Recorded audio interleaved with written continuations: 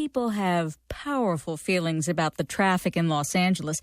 It says something that local officials warned motorists about a temporary roadwork closure on the 405 last year by calling it Carmageddon. Angelenos took the hint, and this weekend they're expected to steer clear of the latest 405 closure, named, of course, Carmageddon 2. That's how it is in L.A., a snarl of overstuffed freeways and commuters who keep their cool, except when they don't. KPCC's Stephen Cuevas has this profile of a punk rocker whose music expresses the insanity of L.A. traffic while extolling the virtues of public transit. Couple of things you need to know about Eddie Solis. He lives in L.A., loves the band Kiss, and does not own a car. Being someone who's from L.A., born and raised, and, having a few cars in my past, I saw the city much differently, through a different perspective, through the eyes of a bus rider. Want to just go all the way to the back? Sure.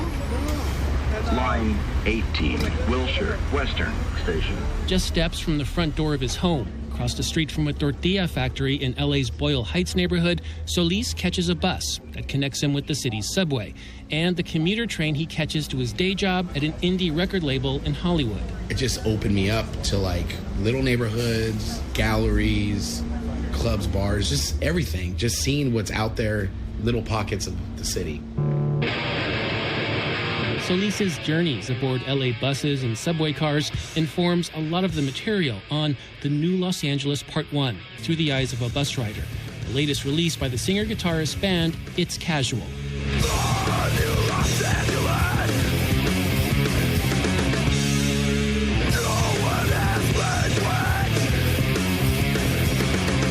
In Solis's vision of a new Los Angeles, people abandon their cars, climb aboard public transit, and rediscover their communities. One song extols the virtues of the LA County Metropolitan Transit Agency's Easy Pass and the urban underbelly it introduces to the rider. And that's a nod and homage to, the people who know what you can even go cheaper and really beat the system and really steer away from spending money on gas and oil profits and all that.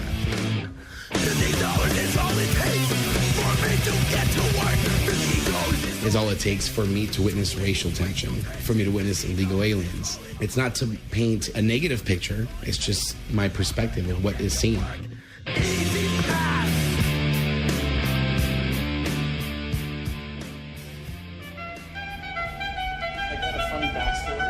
Off the bus and back on the street, we make our way past a jazz saxophonist playing for pocket change and down a long escalator to catch a train. So, where are we now? We're at the Red Line station, the Pershing Square station in downtown LA. And what's our destination? We're going to go downstairs another tier, and in about 5 minutes we're going to get on the Red Line going northbound. Okay, let's go. The Metro Red Line snakes from North Hollywood to downtown Los Angeles. It's the train that inspired It's Casual's signature tune and spawned a viral internet video. It was partly filmed late at night on a moving train as it hurtles from station to station. Solis thrashes away on his guitar and barks the lyrics, which celebrate the Red Line and call out the congested freeways that coil around Los Angeles. Este es un tren del Metro Red Line a North Hollywood. The 210, the 605, the freeways are not so nice. The I-5, the 210, the freeways are not so nice. The thread that comes out of the record that ties everyone together is just be alive, don't be a victim of having a car.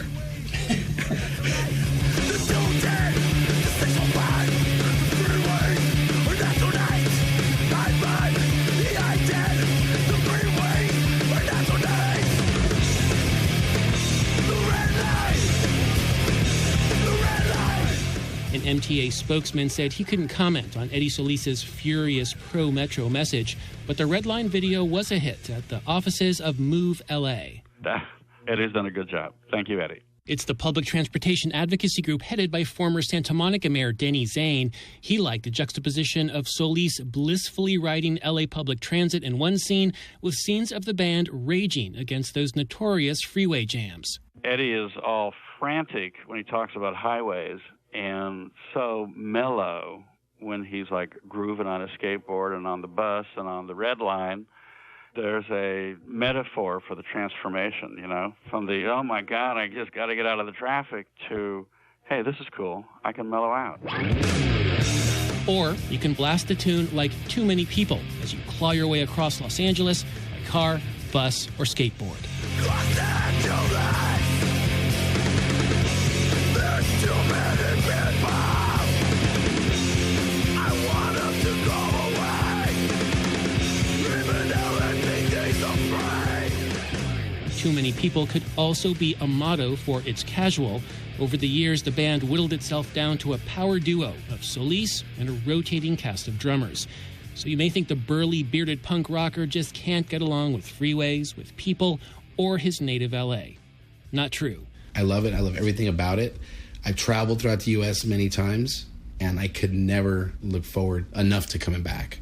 The weather, the different cultures, the landscape. I was just like, you know what? Now I know everyone moves to L.A. Solis will bring the love and the volume during a Red Line mini tour next month. It's Casual will play a different venue within walking distance of several Red Line metro stops from Union Station to West Hollywood. For the California Report, I'm Stephen Cuevas.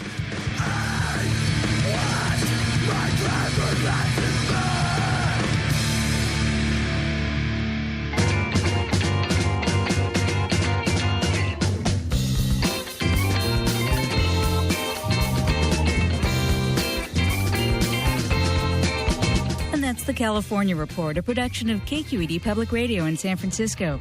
Our director this week is Nina Thorson. Sil Muller is our technical producer. We had additional engineering from Danny Bringer and Howard Gelman.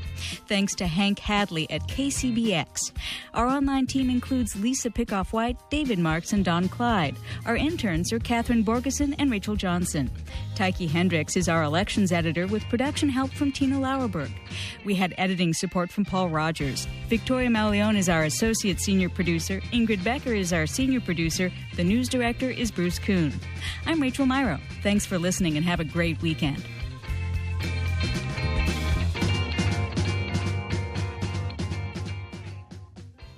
This is the California Report. Funds for the California Report are provided by the James Irvine Foundation, expanding opportunity for the people of California and supporting the California Report since its premiere in 1995. And the California Endowment. Health happens in schools at calendow.org. And Chevron, investing in renewables, strengthening communities, and creating jobs. More information at chevron.com. The 210, the 605, the freeways are not so nice. The I-5, the 210, the freeways are not so nice. The 101, the 405, the freeways are not so nice. The I-5, the I-10, the freeways are not so nice. The 210, the 605, the freeways are not so nice. I-5, the I-10, the freeways are not so nice. The red line, the red line, the red line, the red line, the red line, the red line, the red line, the red line. The 210, the 605, the freeways are not so nice. The I-5, the I-10, the freeways are not so nice. The 101, the 405, the freeways are not so nice. The 605, the 101, the 101, the 101, the I-10, the 210, the 605, the 101, the 405, the I-10, the freeways are not so nice. The red line, the red line, the red line, the red line, the red line, the red line, the red line, the red line. Hey, welcome to Los Angeles Nista, episode 126. I am the show creator, producer, and host, Eddie Solis, and tonight is the very first Beverly Hills episode we've ever had, and we're going to install some Sherman Oaks and Hollywood into that and it is with great honor to introduce my in-studio guest, BMX legend Rick Thorne. What's up, buddy? How you doing? I'm good, man. How are you? You know what? Let me get these headphones on here, right? I'm doing great, dude. I'm stoked to be here. Super stoked. I love it. You know what? And I didn't tell you that 126 is my lucky number. Because 1 + 2 is 3, and then 3 + 2 is 6, and my favorite number is 3, so that works. There you go, man. You know what I mean? Very cool. I've seen, a lot of your, God, where can I start? Going back, seen stuff, I think, like on, ESPN. Yeah. And seen you on MTV Cribs. Oh, man, that was cool. Yeah, following you, I'm a big enthusiast of action sports. Yes. And I just really was stoked that we were able to get you in here and to commit to coming onto the 126th episode. When I see someone like you that's made a world-renowned name for themselves doing what they love, I got to ask you, when did you commit to the bike? When did you say, look I'm going to practice, come hell or high water, injuries or not, here I go? Okay. You ready for this one? Yeah. Okay, I started riding, I'm 44, so I've been riding like trick-wise for about 32 years. Okay. But before that, it was like get out of the house. You know what I mean? It was like I just feel like I got real lucky. I mean, we're talking like way back in like the mid-70s. Like the Eddie Fiola days. Even before, but I wasn't doing tricks. Eddie was on my wall, right? He was rad. But even before him, just being on a bike, period, like just going. And for me, it was just a feeling. I can't explain it. Like, I guess you go through life and you search for feelings and things, whether it's like through people or your career or whatever it is that you do. But I think at a young age, I got that feeling and I just felt super free. You know what I mean? Sure. And the times I was growing up and the things in my life, I was like, I needed an outlet, even as a young kid. So to answer your question, I didn't know. Like, I just rode because I liked the way it felt. And that's it. And then I just stuck with it as it progressed. And then we started to see magazines of dudes like Eddie Fiola and Brian Blyther and Mike Dominguez. I mean, the legends ripping. But even before that, like that was around 12 when I saw that. But I'm talking like 7 to 12. That era was just like, I just loved to ride. I couldn't explain it. I was always on my bike. And then when I had seen magazines of dudes doing tricks, I was blown away because I didn't know that you could do that. We were just jumping like little curbs and stuff. And we had dirt trails, Little jumps and stuff. Yeah, little stuff. So for me, it was like, once I had seen there was a quarter pipes and you could ride quarter pipes or whatever, I was about 12. I was like, dude, I want to do this forever. And then a month later, I knocked my 4 front teeth out. But I got hit by a car, dude. Also, you got hit by a car? Yeah, I was bombing down this hill to go to the mall, to this arcade, because you used to do tricks out of the arcade and hang out and stuff. And a car pulled out his driveway, and I didn't see it, and bam. And I just remember waking up in the hospital going, I love BMX. I just want to stick with this sport. Let's go backwards. Let's talk about you, Rick Thorne. Where are you from? What's your hometown? Okay, I was born and raised in Kansas City, Missouri. Oh, wow. And people usually go, how's Kansas? I was like, okay, they're 2 separate states. There's a river that goes, I was in the Missouri side, not the Kansas side. You're all defensive. No, but Kansas City, Missouri, man, that's where I was born and bred and learned how to ride. And wow. I know, man. It's like, it's a cool spot. Kansas City's cool. Super cool. Now, it's funny. You mentioned arcades and BMX. That's how it was out here. It was, right? In the late 70s. Yeah. Yeah. Everyone hang out at the arcade, and like you would see dudes freestyling in front of the arcade. Yeah, that's what we would do. Yeah, because there was no parks were closing. Yeah, well, we didn't have any in Missouri. Didn't even have any, right? No, we would just be like, none. I mean, out here you had Upland, you had Del Mar. That's all legendary, right? Oh, yeah. They redid them. They redid a lot of them, especially Upland. They did what is it? Where they recreated the park from the 70s. But yeah, no, I hear you. We used to put a hat out. And I grew up with one of my best friends, if not my best friend in the world, is Dennis McCoy. He's a pro BMXer.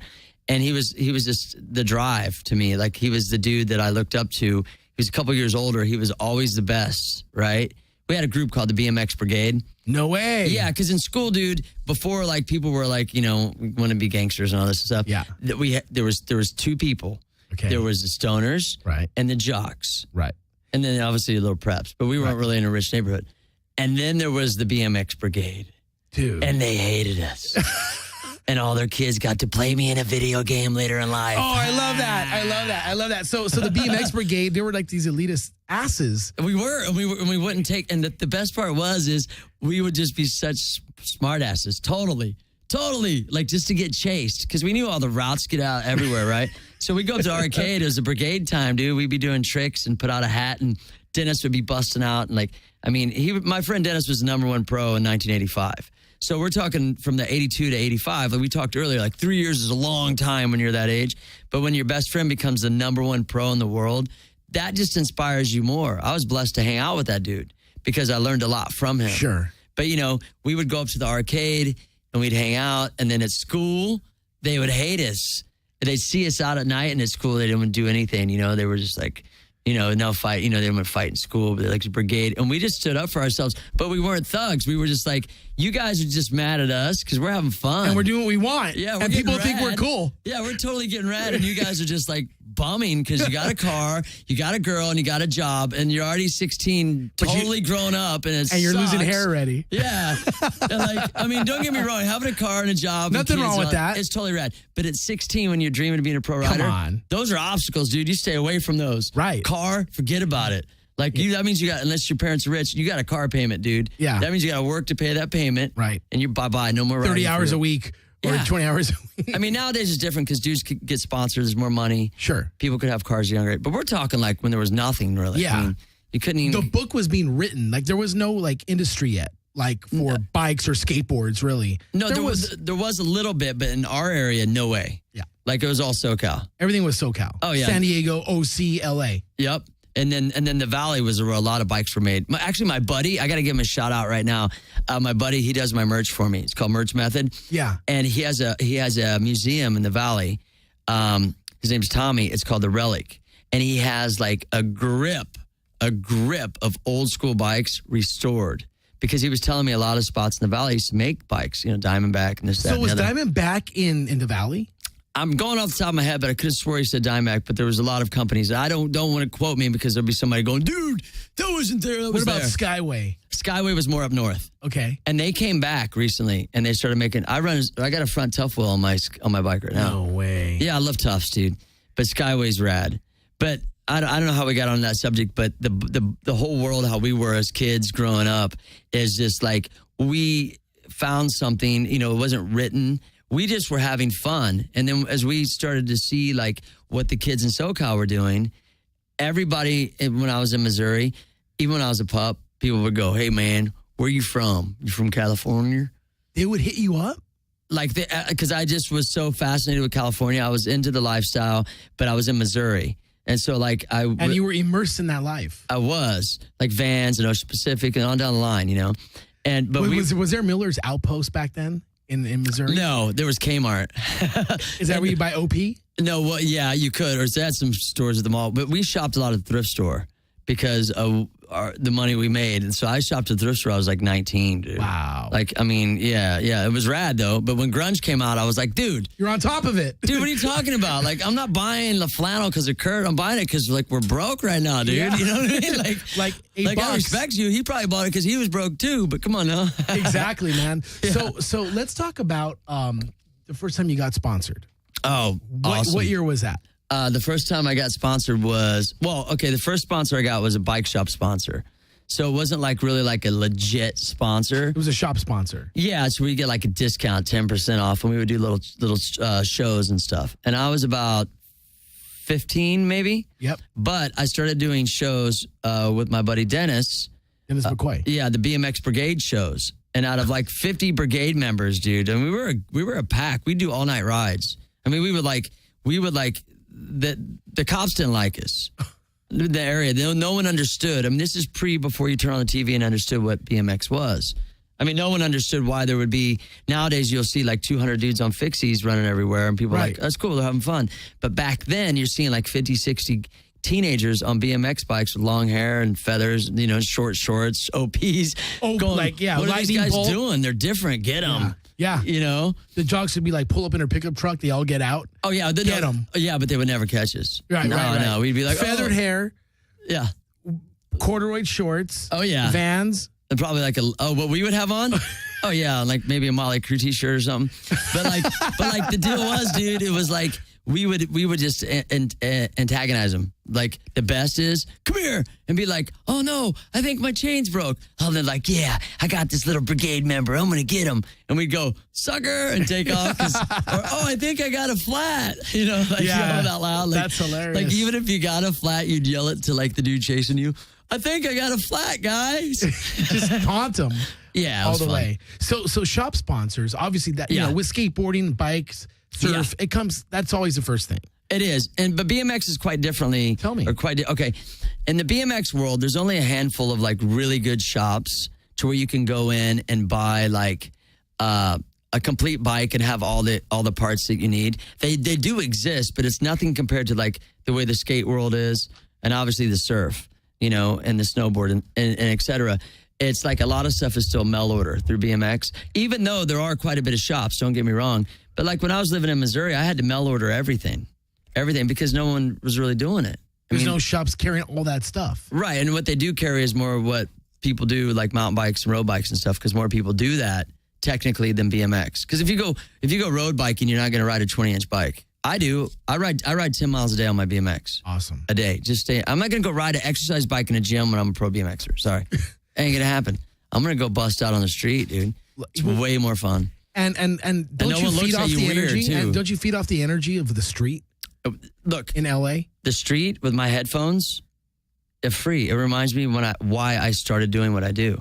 Now, to keep that the whole spirit, reason, to stay that inspired or draw from inspiration, that's priceless. It is.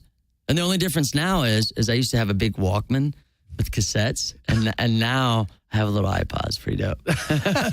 And it's smaller and has more songs. It does, way more, dude. It's like so revolutionary. But back in those days, they were fun. And you asked me just to go all the way back to the beginning. Yeah. How I got into BMX. It was strictly the camaraderie with my friends, maybe the antagonizing a bit at school. I always felt like I was somewhat different, somewhat like not so much a loner because I love people, but I'm just been always a punker, to be quite honest with you. That kind of attitude, like you don't care. Yeah, I mean, I care, but the thing is I care about how I feel, or I care not that I don't care about how other people feel, but how I see things maybe differently than someone else. And I felt that way as a kid. That's why, if we can get into the music, why I clung to punk rock so much, because I felt like punk rock and BMX and early hip hop, all of it was punk, because no one understood any of it. Right. So all this stuff we were dealing with at school, even though I didn't have a mohawk and tattoos, the dudes like the Sex Pistols and the Clash and the Ramones were all facing the same thing musically, even though we were going through the same thing with BMX. And the same with hip hop. It's the same thing with hip hop. Right. It's all rebellion, first and foremost. And it's going against a conventional grain, because you're not playing on the football team. No. With 2 jobs and a girlfriend. No. That's a cheerleader and a car. Right. Which is cool. If that's what you want to do and fine. that makes you happy, dude, then do it. But what made me happy was friggin' busting out with my homies and having a good time. You know what I mean? But anything that I've ever done, even though I've made my mistakes along the way, is I've always deep inside been a very motivating person. And I've always wanted to be inspiring more than I was just being a thug and causing trouble, even though I had my phases with that as well. But it was always like, even though I felt like I was a total punker, which I was, it wasn't like, F the world, I don't care, I'll do what I want, screw you, blah, blah, blah.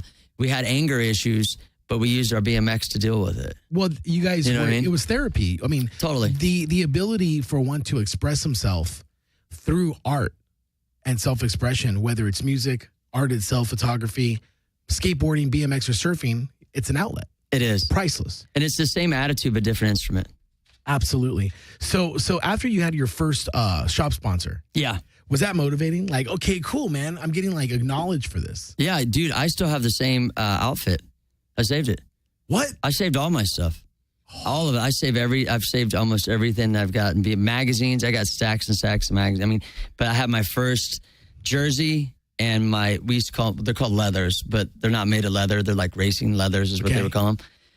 And I still have them. So yeah, I felt like I was part of a team. It was cool. And we would do these little demos and these little clinics, you know, and it was like, I felt like, not to say that what I was doing didn't have a purpose, but it just felt more like it was more of a purpose, you know?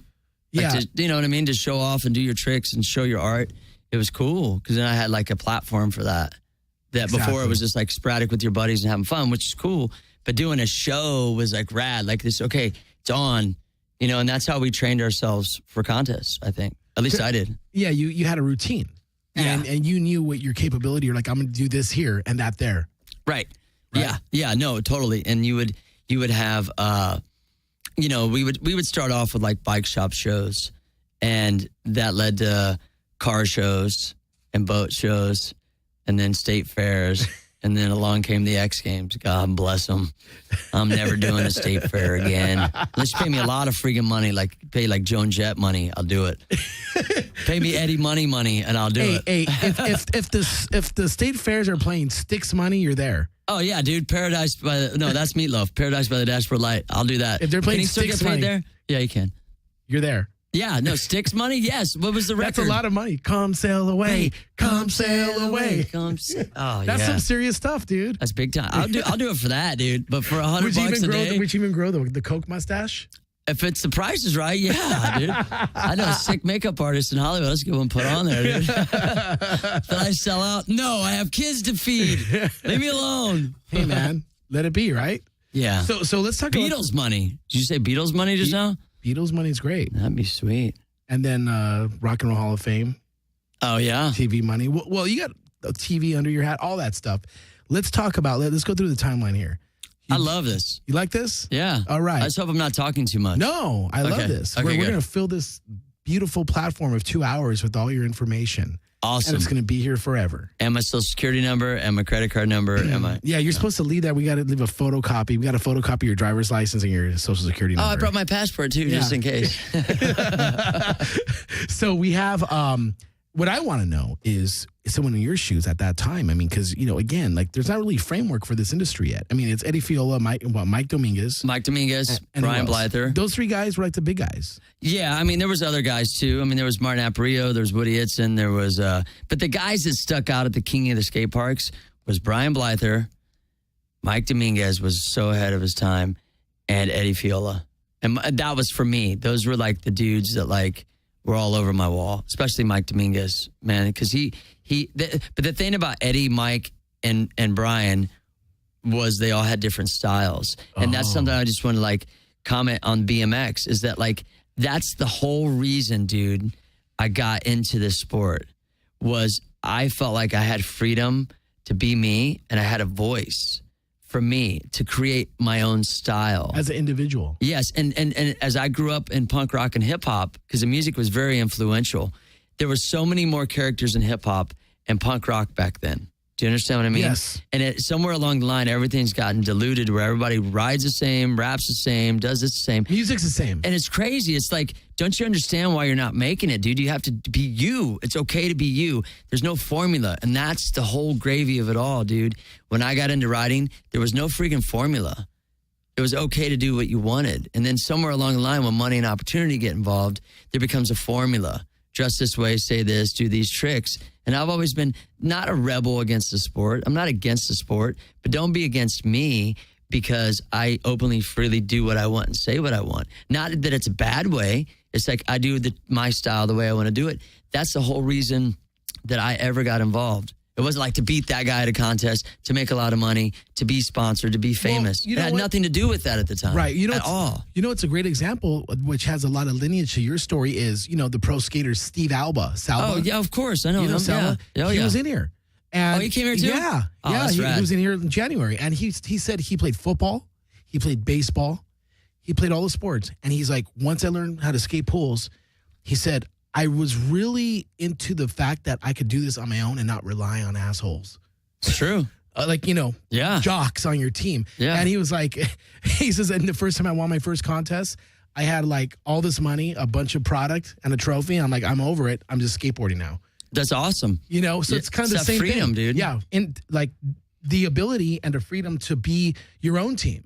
Yep. Create your own identity and believe in yourself and like that and like express yourself. And maybe it resonates with some people, maybe it doesn't. But if you're full on, everyone's going to recognize that. Totally. And like, without a doubt, dude. And when we first started getting into the X Games in 95, it seemed like more people were asking us interviews about being hurt, that they're wild and they're crazy and they're getting hurt. And I always be like, ask me my best trick. But society won't know what a 540 is. Well, let's tell them what it is. Yeah. Like it was the same kind of vibe. Like when you were saying about him is like, you can skate and ride and do all these things on your own. Not that you always want to, right? But at times, it's cool to. Sometimes it's actually nice to have your own time riding and elaborate on your own tricks. Not to hide stuff from people or anything, but go out street riding, find your own little spot, shoot a photo, like, hey, that was cool, or video or share some clips. it. Yeah, but then the moment of being with all your friends at the park and having a good time or riding street, that's rad too, man. It's like there's not really.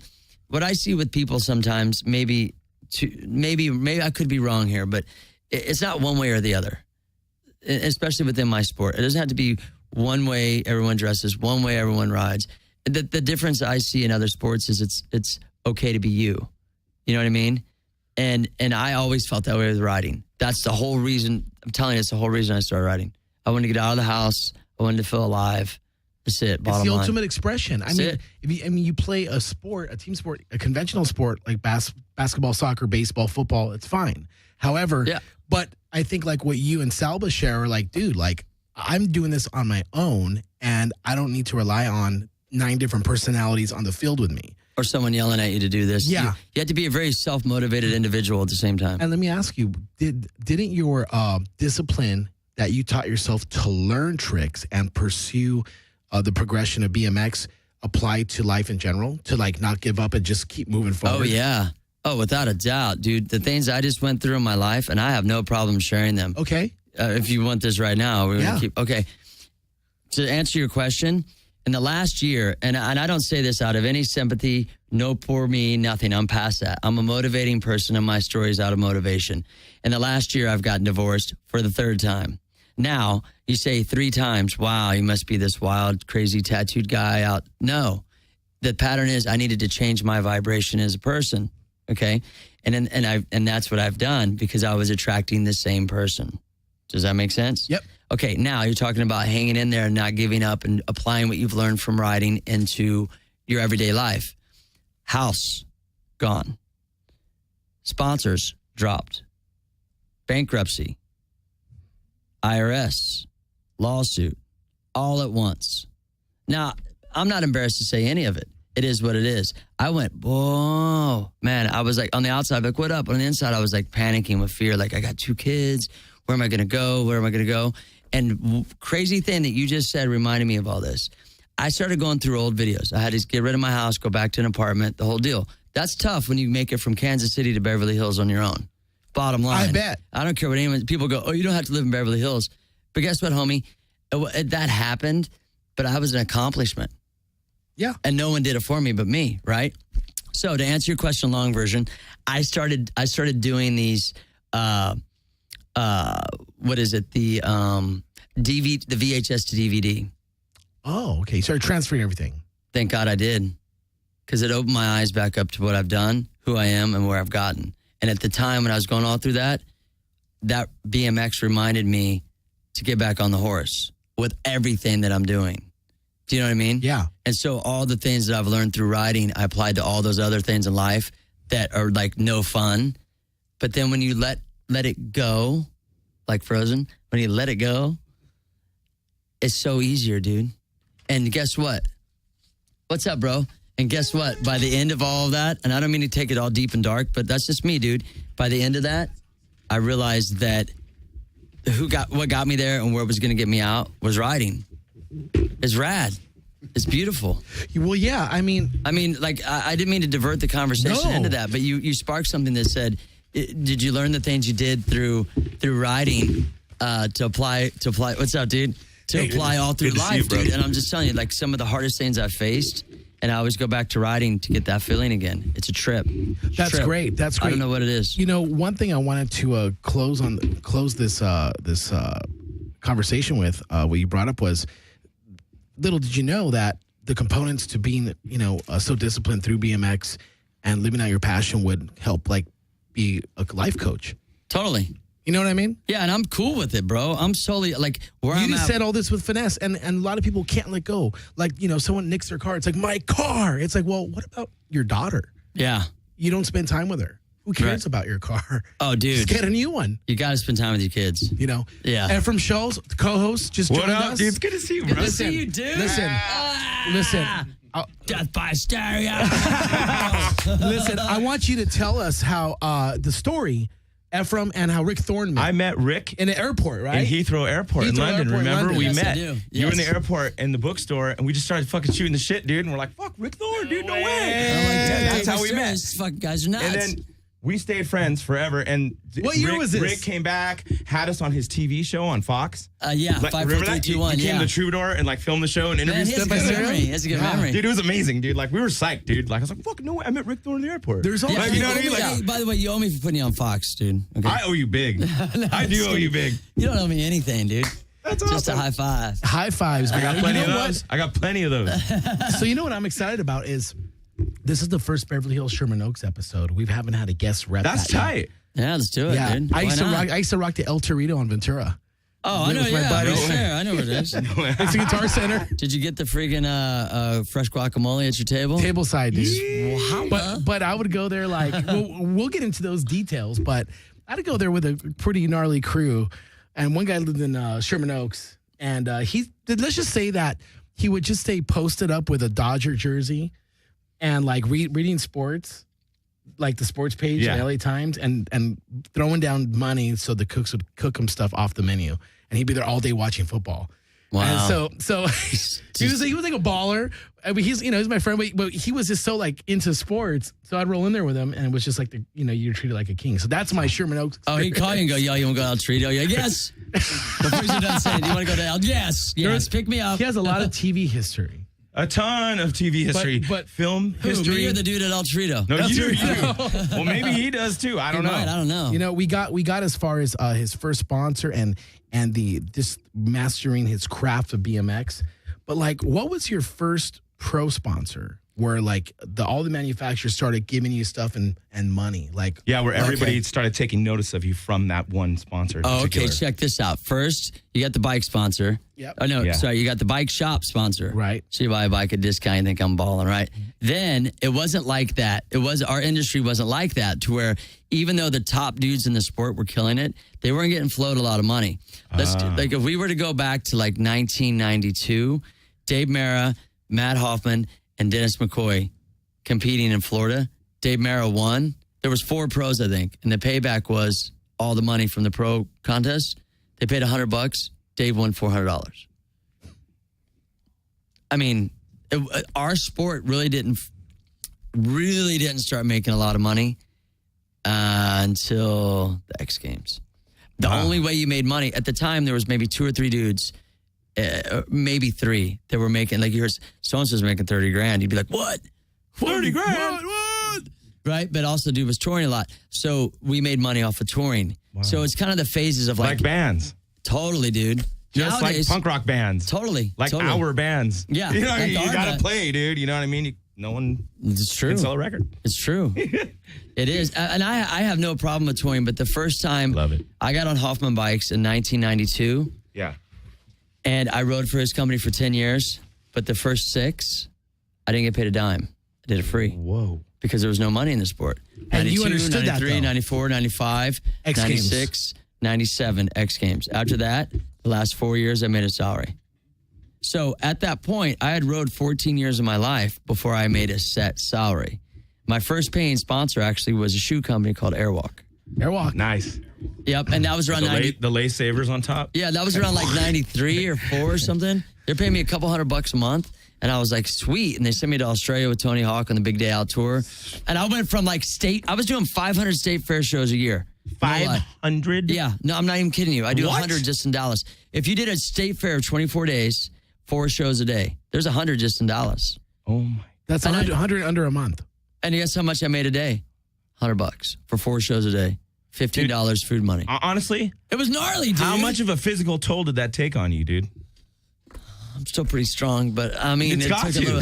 It's got to. Doing 500 gigs a year, dude. If just Dude, from it's the nuts. band's perspective, I can't even imagine doing 500 gigs in a year. And not only that would that- just my body would be destroyed. I'd be destroyed. I'd be mentally just frazzled. You know what I mean? You are, because you look over in the middle and you're like, Yeah, there's dude, a like- Ferris wheel and like it's the like, dude in a turkey leg going, What? can you do a backflip? It's like, shut up. With a I'm turkey here leg. for 100 shows. Guy Get with out a of funnel cake. Oh, no, we used to make deals. Throwing the ball in the goldfish bowl. No, we would hustle. We'd say, hey, everyone in the crowd, go get one of Bob's turkey legs after the show. They're right behind us. And then they'd give us free turkey legs. So we already knew how to hustle. Hey, man, whatever it takes, right? Yeah. Yeah. So to go back, the first time I got paid a sponsor from a bike was, let me do the math, 2, 3, 4, 5, 6, 1997. Wow. And I started doing tricks in 82. You got to understand, like, in 1987, the sport peaked. Like, my best friend, I told him earlier, is Dennis McCoy. One year, he wins a truck for overall pro. 1988, he won a Vision hip sack, if that says anything. And then the sport went dark ages. Well, during the dark ages, me over here was getting better. And I became a pro during the dark ages. So even though I was doing really well, I was still busting tables. I did that for 7 years at Olive Garden. Didn't have a car, rode my bike to work. All the money I made went to BMX, straight up. I didn't have a girlfriend, none of that. Then I started making a little money, and then things changed. Yeah. But that's the deal. So from 82 to 97, I didn't get paid a set salary. It was, if I didn't do shows or bus tables, I wasn't making any money. It was out of the passion, period. That's the whole question. That's what makes it so cool. Beautiful. Man. Yeah. And that goes to answer your question about why I started writing, and then all that stuff I went to about the house and divorce and all that. That doesn't matter. It all goes back to that feeling. Do you know how many songs I freaking write riding my bike? Really? With my headphones on. in your head when you're like, so I feel there's not anything in the world, man. I feel like a little kid. And I just like, my mind's clear and I get a flow and I stop, I put it on my phone, keep pedaling, put it on my phone. I think of tunes when I'm driving. So it's like, I think all of us in this room, you, Ephraim, and I, we're all passionate about our art and our form of expression. Our outlets. Music. Our outlets. This show, and we all have a lot of things going on. But let's be serious in this world we live in. Money represents security. Right. You know, it's going to make things a lot easier for you. Yep. So when you received that first pro check, that must have been a great feeling, man. Dude, it was rad because it was, man, because at the time, well, it wasn't so much from the BMX, it was from the shoe sponsor. Really? So, Airwalk? Yeah. Wow. Yeah. Wow. That's what I was saying. Like the BMX industry, there's a lot of components to BMX compared to skateboard. Okay. Not saying that it's not lucrative now, but it's not as lucrative because you have a lot of components. You have wheels, tires, this. How many accessories do you have on a bike? How many accessories do you have on a skate? Right. Goosenecks. Yeah. How many places do you have to ride BMX? How many places you get to ride skate? On down the line. So even back then, it was just like, it was what it was, bottom line. And so Airwalk paid me $200, I think it was either $200 or $300. I think it was $300 a month. And at the time, I was renting a house in St. Louis for $300. No way, so they were paying your rent. And I was freaked out, dude. How stoked were you on that? I freaked out, dude. I was like, wow, I don't have to bust tables. And then I started doing more shows. I had that $300 a month. I didn't have to go back to busting. And that's when I committed. I'm like, I'm done with that. I'm not going back to busting tables, dude. I'm done. That's seriously amazing. Yeah. Wow. And then I got one tattoo. I said, I'm committed. I got another tattoo. Another one. I said, I ain't going back. Keep tattooing. I love it, man. So we're going to take a music break. Hey, really quick before the music break. What? I have to, and this is totally random. What? Okay. In England, there's this MC who's a pretty respected, famous MC. He's called Rod Aslan. Awesome. He MCs for a DJ called Rusko. Okay. He is a BMX fanatic. He's in the UK, and I wanted to know if you'd give Rod Aslan a shout out, dude. Rod Aslan? Yeah. Oh, Rod Aslan, what up? Yeah. Hey, dude, he's so stoked. Thank you so much. You got a BMX and MC at the same time. There you go. Is he a DJ, you said? He's an MC for Rusko. Oh, he's an MC. Okay, yeah. I want to know if you do a can. video, dude. I want to know if you'll. Dude. I want to know if you'll teach me how to Indo. I'll hook you guys up. Rod, I'm going to connect you with Rick Thorne. Oh, let's do a BMX track, son. BMX. All right, give us a call, 800-893-9562. Talk to Rick Thorne. Everyone here at Los Angeles Nista, we're waiting for you. We're going to listen to Rick's band. What's the name of the band? It's just Rick Thorne. It's Rick Thorne. All right, you brought 5 tracks, 6 tracks? Yeah, 5, 6 tracks. We're going to let it all play. Oh, can you play the song Whoa Yeah first? That's the single, right? Yeah. I saw the video. The video's killer. Oh, dude, I shot this whole video on a GoPro by myself. Love it. Yeah. It's really cool. Dude, it's a good video. We're going to come back and recap all the music and talk about your favorite spots in Beverly Hills. Awesome. And that's what happens. You film your own video. Boom. When you give it all to spousal and child support. Play the freaking track. Do it. Yeah!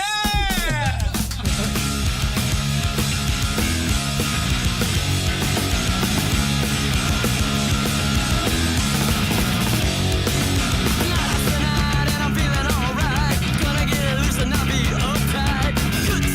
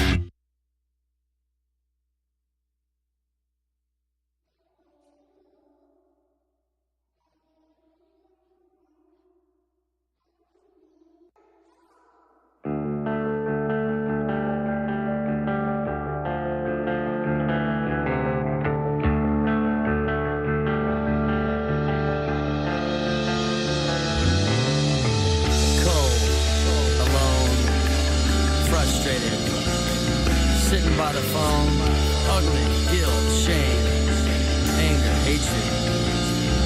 Who's to blame? You're to blame. This goes to the dad I never had. You selfish man, you worthless man. You packed your bags and you never look back. You left me hanging, abandoned man. Where'd you go? The dad I never had. And where were you? To lend a helping hand. And all the pain I've been through, I could never forgive you. And I'm ashamed to have the same name as you.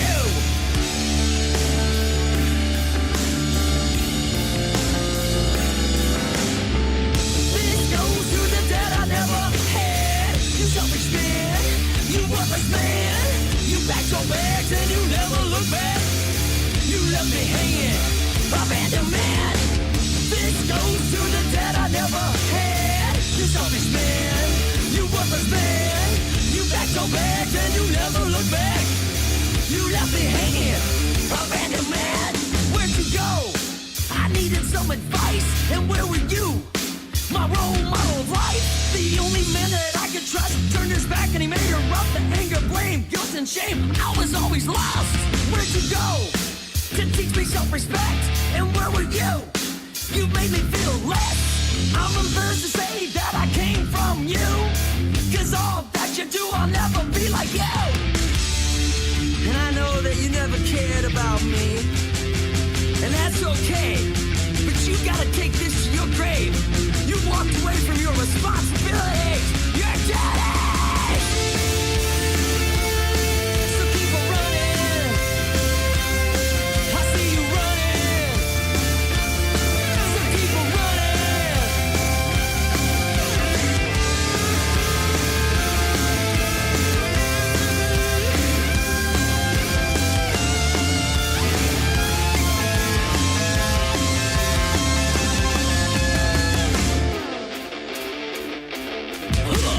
When you lay your head to rest at night, just remember you got no bragging rights. Cause I know what they don't know, that you're a coward. I got the scars to show. This goes to the dad I never had. You selfish man, you honest man. You got your bags and you never look back. You left your boy hanging, abandoned man.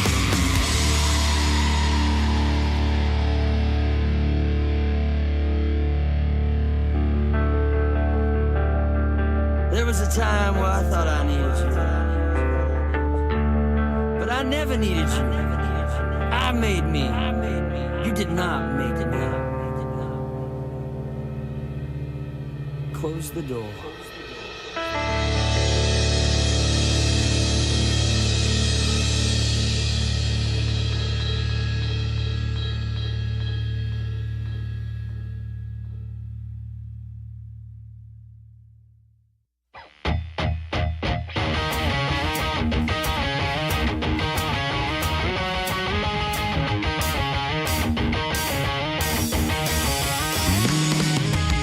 Armageddon,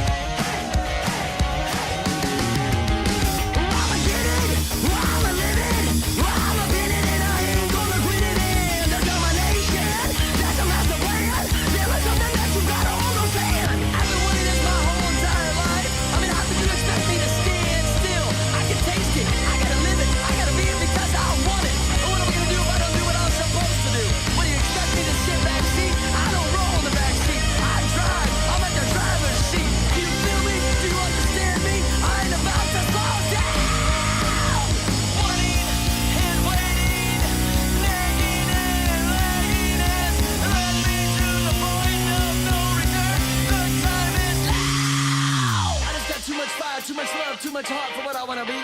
And if you get my way, well, I mean this with all of my heart. Take this one to heart, baby. Take it to heart, baby. Take it to heart.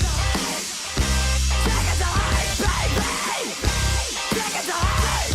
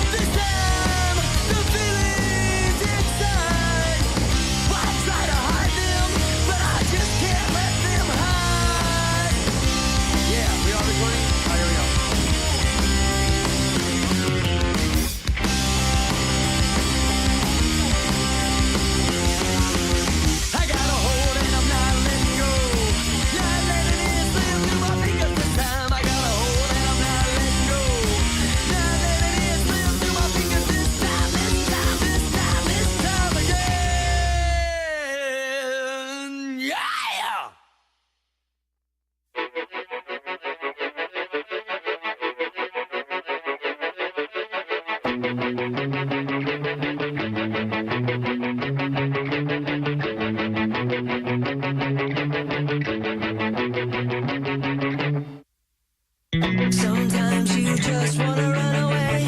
Don't know if you can go another day. Might feel like all your hope is gone. Soldier forward, keep moving on. Sometimes you just wanna run away. Don't know if you can go another day. Might feel like all your hope is gone. Soldier forward, keep moving on.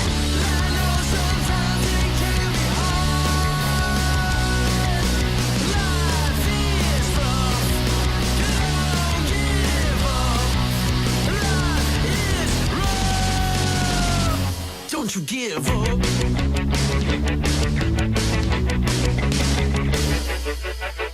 Hang on no matter what they say. The sun will rise on a new day. Life is the picture that you paint. You're not alone even if you fly away. Hang on no matter what they say. The sun will rise on a new day. Life is the picture that you paint. You're not alone. You're not alone. I know sometimes it can be hard. Life is rough. Don't give up. Life is rough.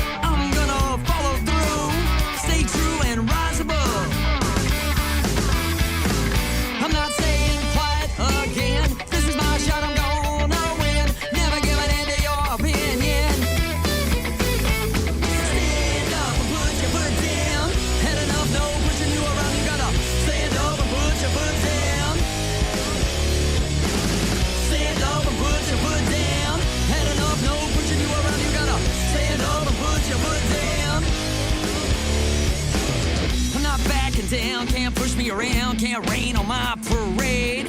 Who the hell are you to tell me what to do? I do things my own way.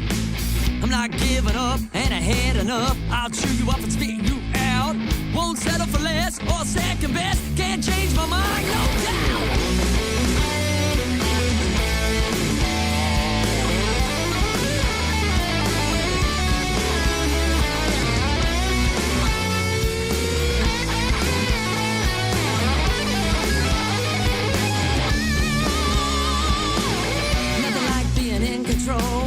Of your mind, body, and soul. I'm gonna be who I gotta be and live out all my dreams. Nothing like being in control of your mind, body, and soul. I'm gonna be who I gotta be and live out all my dreams. And stand up, get up, stand up, get up, stand up, get up, stand up. Come on, stand up, get up, stand up, get up, stand up.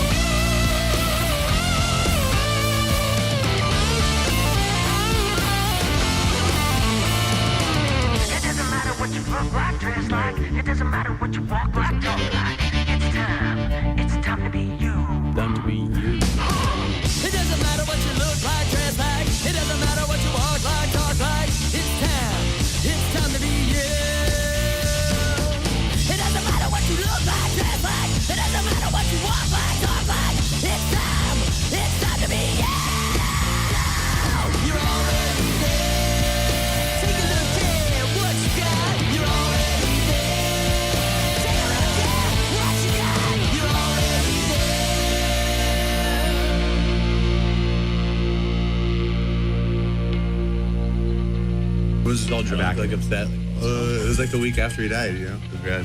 Hey, welcome back to Los Angeles Needs to episode 126. In studio guest Rick Thorne. We heard some of your jams. That was Rick Thorne's solo project. It was, dude. It was good. Yeah, it was great. Good. Yeah, thanks, dude. I want to talk about, recap some of the tracks. Like, what were some of the standout tracks that you want to share? Okay, well, the first, I don't know, I think it was the first one, the song, Whoa, Yeah. That song was the LA Dodgers theme music for 2011. You wrote that for the Dodgers? No, I didn't write it for that. We just wrote the song, and then we did, it was in the other F word. They played it on Sirius Radio, Faction. I got a lot of that song. I mean, not a lot, but I'm saying like a lot of good like vibes through that song. Great. Really anthemic, you know, being a musician. Yeah. I had a problem with being anthemic at first. It was just like venting learning how to like, but you know, you learn how music, the more you do it, the better you get. You're just getting it out. And expressing yourself. Yeah, and then the last song, You're Already There. I'm doing a new music video for that song. Oh, also, Whoa, Yeah, back up for a second. Yes. I shot that whole video on a GoPro. Rad. Like, and what I had about 30 guests from Mike V, Krishna Soy, which, you know, you guys know him, Wee Man, Debo, a bunch, and they would all sing the hook. I saw it, yeah. Yeah, so I just hold it up. Was that Mike V on background vocals? Mike V's in the video. No, he was in the video skating. And he sings the hook. Skating, he was singing. Yeah, and so that was rad. That song was cool. And then the new one, You're Already There, is basically a song that's about identifying with what you have and making the best of it, and it's okay to be you. Like, to be, if you feel that way, cool. If you dress that way, cool. It's like, just realize that you're already here, and you're not waiting for things to happen or change to become complete. You start here to go forward. Do you know what I mean? Yeah, absolutely. No matter what happens, you know? You have a lot of good, positive, like vibes to share. We were talking about vibes during the break. Yeah, vibrations, PMA. dude. Yeah, Bob Marley. Think and Grow Rich. Oh, yeah. Some great books. Napoleon Hill. Well, yeah, I mean, you know what? I mean, there's something definitely called the law of attraction. You know, I mean... Why are you looking at me like that when you say that? Because I want you to be attracted to me. I mean... my conversation. And my conversation. You know what? If you shave, we might be talking. Well, you know what, man? Seriously, I don't know. I think that, there's simple things in life. You just look up at the sky and it's alive more than ever. Look how bright that moon is and all those stars. I mean, things are happening. You're getting really romantic right now. You are. I feel sensitive just watching this bromance happen in front of me. You know, I'm just going to break it off right now, dude. I'm busy. I won't have any time. I take care of my kids. I mean, you know, it's not going to happen. But you're cool. We could be friends. That's amazing. It's not, it's not you, it's me. That's how the girls tell me. Yeah. Are you nice trying to give you. me the "it's not you, it's me" routine? I am. So, hey, you ever get this one? Nice to meet you in a text. Cool, how you doing? Cool. A couple days go by. Third day comes up and they're like, hey, I'm putting together something. Is there a way you could help me with some of your sponsors? And you go, oh, I'd like to, but I'm real busy with my kids. But I wish you the best of luck. And then you never hear from them again. Yeah. Red flag. Total red flags, You want something. I hate that. I got nothing for you but a smile. Be wary of the people with needy eyes. Oh, yeah. I'm always like, yo, I got nothing. I'm broke. You know what's rad? You know what's rad is like when like you don't talk to someone like, you know, like in a band for a long time. Yeah. And then they're like, hey, can we be in your show? Oh, yeah. Now that you got it going and it's successful. Yeah. It's like, no. Absolutely not. Yeah. But the raddest thing is like when it's just not to like this, but when it's like a serious local band that hasn't gone anywhere and has nothing to offer. And it's just like, yeah, you know what? We're down to go on your show. It's like, cool. Yeah, cool. So is I'm just telling you, hey man, so I'm totally down sorry, to we go got to Tom be Petty instead. Yeah. Maybe get out of here. Maybe we'll make it through. So is Cypress Hill and AFI. Cool. Yeah, exactly. Yeah, exactly. So I have to tell you guys about something. Go ahead. You came from a great event right now. I did. And I have to apologize for being late, but I was late for a good reason. I was at a Don't event. apologize. We just talked about that. Exactly. No We apologies. did. Yeah. No more self-guilt. Okay. So I came from a cancer charity event that was put on by Wendy Dio, Ronnie James Dio's wife. Sweet. And she worked really closely with my friend Dean Schachtel, and they put on this great big charity auction where they auctioned off guitars that were signed by James Hetfield, people like that. Just incredible Awesome. people. Rob Halford. Like, it was bitching. It was like this big banquet. It was at the Avalon. Awesome. All these tables, all these cool people. But what was really weird is like, I was smoking a joint with Jimmy Bain. I had to get to that. The bass player from Rainbow, yeah, Dio. Rainbow and Dio. Oh, yeah. Yeah, and like just this old cat just hanging out with me. He kept trying to smoke, man. I was like, whoa, here. Crazy, dude. Like real rock and rollers, dude. Not like our friends. Today. We think we're rock and rollers, you know? Yeah, but they're we're the not. OGs. Yeah, this dude is like old. 58? Older than 58, 68, dude. I know, dude. Maybe. Yeah. 64? Seriously. But it was so bizarre. But killing the pain at that age, bro. Exactly. You know what I mean? But I would like to point out that Wendy Dio has done a lot of great things for the world. Awesome. And she's done she is largely responsible for a lot of the stomach cancer research in our country. And because she loves Ronnie James Dio, you know? Wow. And through that love, she kept him alive through her charity and her endless work. And she raised enough money to get the government to finally recognize that there needed to be more research. Wow. Yeah. That's and then they rad. put in a bunch of money, and now there's a facility and there's research. And so Google Wendy Dio, Stand Up and Shout. Her charity is amazing. And Awesome. Ronnie James Dio is an amazing guy who helped a ton of people. He was selfless. So I just wanted to get that out there and let you guys know where it came from because it was so positive. It was so cool.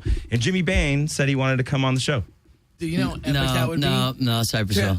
Yeah, exactly. No, you know, I mean, to have Jimmy Bain from Rainbow and Dio. Pretty cool. Dude, do you know his pick technique, the way he plays bass with that P bass? Crazy. And like a guitar pick? Like, I mean, he's like the coolest pick bass player. Yeah.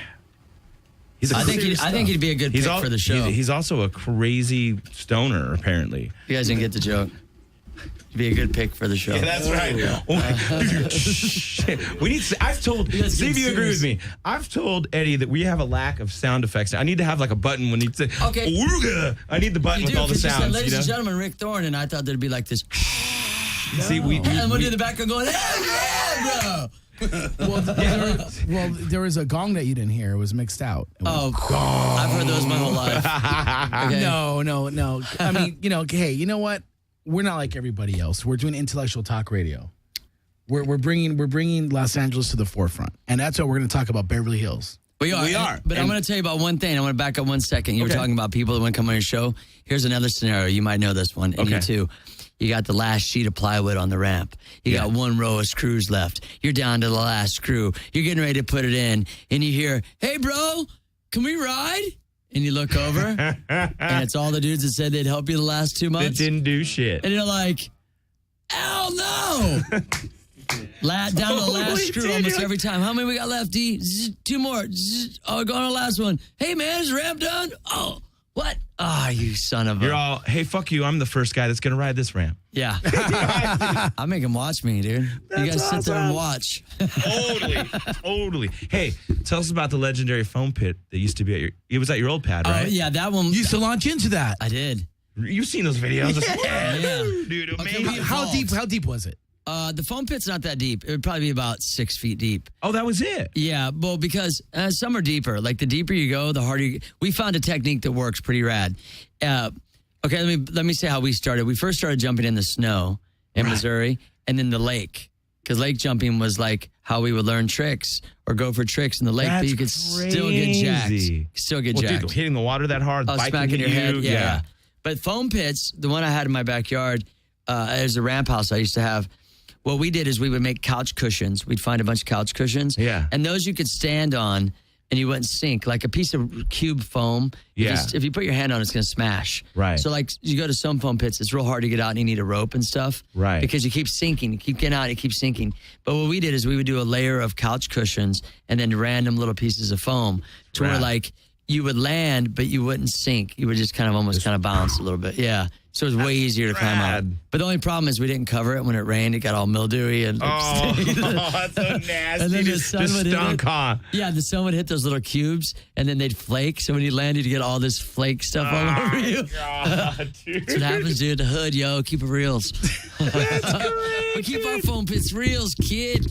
And then when you did MTV Cribs, you had the half pipe on top of your house. I did. Oh, holla. I was balling. So rad, dude. Yeah, that's so cool. rad. How legendary is that? He put Cribs with a half pipe on the top of his house. Somebody had to do it. I mean, if someone else did it, they wouldn't have done it not even near as cool as I did it. Exactly. Okay, that's all I got to say. Too cool, It was pretty rad. Yeah. I should have. Now, you would have upped the game on the next Cribs. And Cribs, if you want to do a sequel, let's do this. A foam pit on the roof, yo. Oh, dude, that'd be amazing. That's a big roof. I'm going to get a mega ramp. I'm going to buy a house big enough we can do a mega ramp on the roof. megalithic foam pit. Oh, as big as the pyramids. Whoa. There you go. I'm going to make my house a foam pit. Just live in it. All right, man. So let's talk about your favorite place. Yeah. In Beverly Hills. Talking about to eat? To eat. Okay. There's a place on Beverly Glen up top. It's it's not Bel Air Deli. Huh? The Bel Air Deli. Yeah. Is it really? Do you know that one? Yeah. They got the best chicken noodle soup. No on the way. planet. You already went there? You've been there? Yeah. You know that little spot, that little shopping center right there? Yeah. I was stalking Of course Kiss. he's been there. Oh, of yeah, course Kiss you've been is there. there You know every day. everything. Kiss is always there every day. Dude, you know who else I saw there? At one of the Italian restaurant a couple of stores down? Clint friggin' Eastwood, dude. What? I didn't even meet I don't get starstruck much. But you're Clint like, Eastwood. holy shit, that's Clint Eastwood. Bro, I was like, but when I did eat at the deli one time, my daughter was about 18 months. It was me and the ex sitting, whatever, she's over there. And the kid was here. I mean, she was sitting there, I'm cool, whatever. And then to get through the chairs, the tables is real thin, right? They have these little little tables, and they was in a booth. And I was eating, and I wasn't paying attention, and I heard 18 months, huh? And I was like looking down, and I was like, yippee-ki-yay, motherfucker? What? No Is way. that? I look up, and it's Bruce Willis. Like, he's right there where your camera then is. I was like, yeah, 18 months. How did you guess? He goes, yeah, like $3. And they're like, hi. And I was like, oh, yeah, cool, yeah. Nice to meet you. And then it was quiet at our table, and I was eating, and I just wanted to go, look, dude, Die Hard 4, me and you. Okay, check it out. I've been a big fan of yours forever. Okay, I could be like the tattoo dude that's on your side, but he thinks not. Had this whole skit in my head, but I didn't do it. When I saw Clint Eastwood, I was like, I ain't saying shit. He'll probably shoot me. Totally, dude. Clint Eastwood's hard, dude. Clint Eastwood's Oh, hard. Gran Torino your ass in a second. God, I love Clint Eastwood. So dude. did I. He just did that Jersey Boys movie. Was he in that? He directed it. He directed it. Oh, okay. Hey, you know it was a great movie, Gran Torino. I know. That's why I said just Gran saying. Torino. Yeah. I mean, the whole like storyline about how things take patience and perseverance. How when he pulled that little Asian kid, in under his wing, and it was just like, you see all these tools, man, just go buy them overnight. This is an accumulation. I'm gonna float this out there. I don't want to get my ass kicked by fucking Clint Eastwood, but how cool would it be to get your ass kicked by Clint? Like, yo, Clint Eastwood, what happened to you, dude? Clint Eastwood fucking fucked me up, man. Yeah, I just saw him at the deli and he started punching me in the face, and I was on the ground. And he was like, oh, that's amazing. You know, like this fucking guy made my day. He always said he would. He did. He made my day. I like what would be cooler? I'll be back, or who made my day? Come on, Clint Eastwood is way better than Schwarzenegger. Boo. I'll be back doesn't hold no water, man. Huh? I'll be back doesn't hold no water. Not anymore. I can't hold a candle to fucking make my day. Make my day. Come on. Go ahead, you feel lucky. Come on, right? Dirty Harry, come on. Dude, Dirty Harry 4 had Guns N' Roses in it. Did it? Slash, Duff, all the dudes are on the boat. They're like the weird rocker like thugs, like on the. There's like a scene on Arnold's trying to steal his stuff because they also had that song in Terminator 3. Oh, that's right. See, Arnold just can't compare to Clint, dude. Whatever, Keep trying. Arnold. Be a governor or whatever. Stay true to your roots, Clint. You're my dog, Mr. Eastwood. You're my boy, Clint. My boy, Blue. Outlaw Josie Wells. You want to go there? You want to go there? All those westerns? What? Yes. What? Clint Eastwood is... Oh, don't yell at me. Chatsworth, California. That's where all the Disney westerns were filmed. John Wayne, too? Yeah. Lancaster. A lot of westerns filmed in Lancaster. A lot of Vivid films were filmed out there. A lot of Vivid films were filmed in Van Nuys and Chatsworth. Wow. No wonder a lot of those trees look familiar. Anyways, so back to Clint Eastwood. I'm just kidding. I'm a good kid. I'm a good kid. What do you have coming up, man? What's going on with you right now? What's coming out? What's new? Let's do that new at video? The end. Let's do that at the end. We're trying to stay on course with... Oh, my favorite spots? No, yeah. We're talking about the favorite spots. Oh, that's right. Okay. I'm still stuck on your new video. It's all good. Okay, favorite spot in Beverly Hills, park-wise? Yeah. Did you ever see the Andy Griffin show? Yeah. Yeah. I know where they filmed that.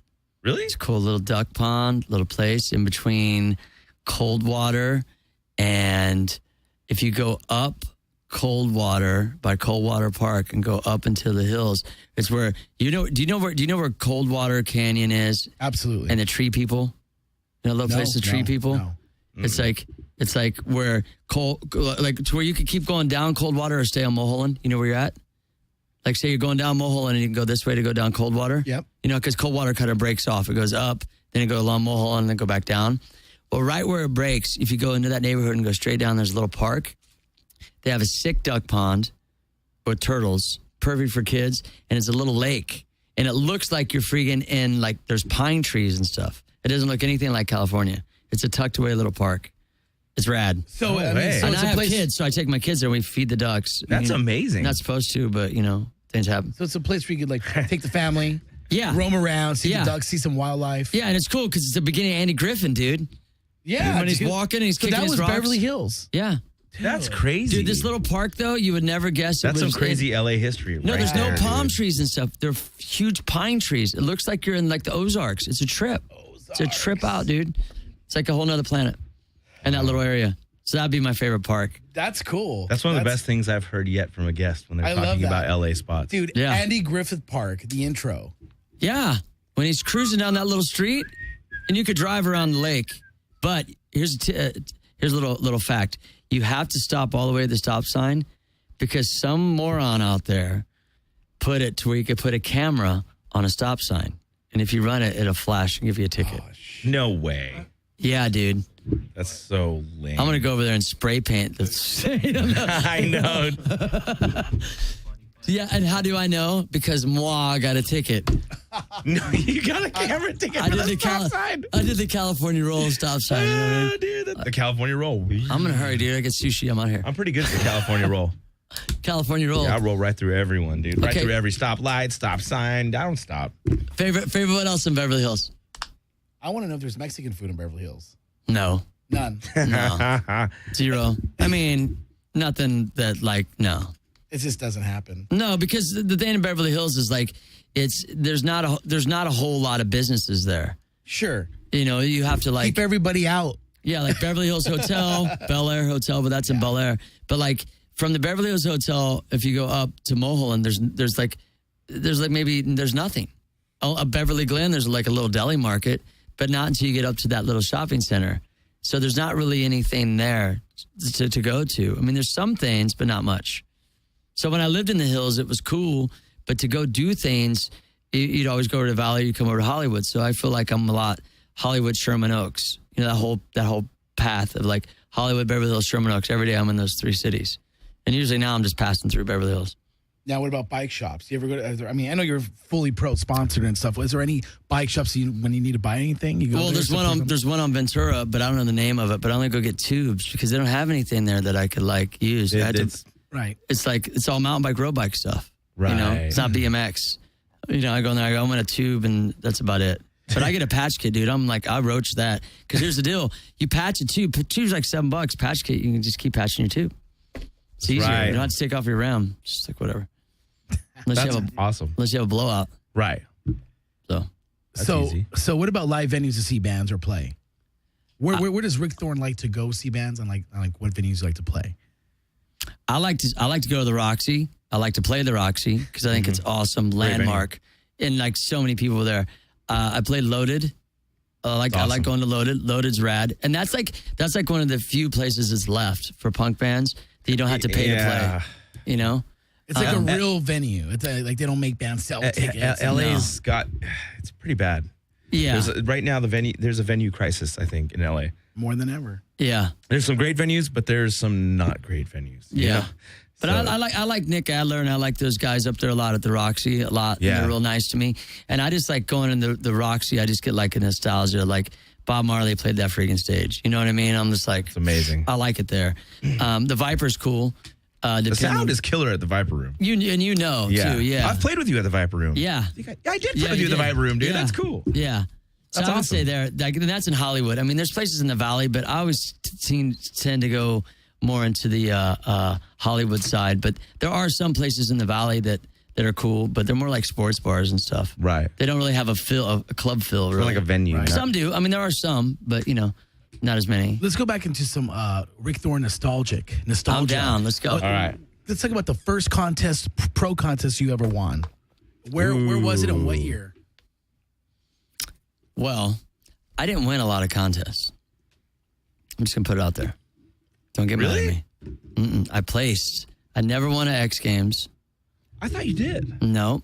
I've been in 9 X Games. I always made the cut. 9. Yep. I always made top 10. 9 X Games. And the first contest I won was the first New Zealand X Games. I won vert. No way. Yeah. But as an amateur, I won everything. And then when I turned pro, I'm like, I'm going against Matt Hoffman, dude. I'm already second place. Wow. I mean, Matt Hoffman's, you know what I mean? I'm like, it's going to make me better. But geez, Matt's just power, man, you know? And so I was the guy that was never, and the reason why I've had that longevity, I think, wasn't because I didn't ride good or not win. Because there'd be times I'd get top 3 or whatever, but never, not said, I did once, I got first in New Zealand, which sounds kind of rigged, like when that dude was in the Breakfast Club and they're like, you're not a virgin, you're a virgin. Yeah, I got a girlfriend in Arizona. Yeah, I got a girlfriend in Niagara Falls. Or whatever, yeah. Yeah, I won the X Games in New Zealand. You know what I mean? Like, you're full of shit. Like, man, I have a gold record in Canada. Yeah, right? Oh, yeah, there you go. You know, I have a gold record in Guam. Yeah. Well, what? Can you name one person in it? You know what I mean? Like, yeah, it's the same thing as How many records is a gold record in Canada? 20,000. It's a lot of records, dude. But in the major label scale, that's still it's 500,000 here. Yeah. I think is it still 500,000? Yeah, Did they change it yet? No, it's not a sliding scale no more. Dude. I mean, there's a lot more people. No one buys records. It's not a sliding scale no more. They've got to change it. Singles. It's crazy. Gold singles, Just start making pop songs and sell singles, dude. I'm down, dude. I'm so down. We're starting a pop band. 3 really old dudes. A couple of us have. We could do it, bro. We could do it. You do your thing, and we'll fucking be like. We could be like the Beastie Boys, but like old ass boys. Yeah, the oldie boys. Yeah, the oldie boys. Crafty. Am I too old to start my rap career? Yeah. No, you're OG, man. Not at all, dude. Let's do it right now. Let's practice the Beastie Boys shit. Here's a little story I got to tell about 3 old dudes. They're old as hell. There you go. Yeah. One's a manic Hispanic. The other can't rap. And the other guy, he just likes to talk shit. Anyways, so... No, but the first time for me, what I was to say about my style, it was always like, I gave it my all.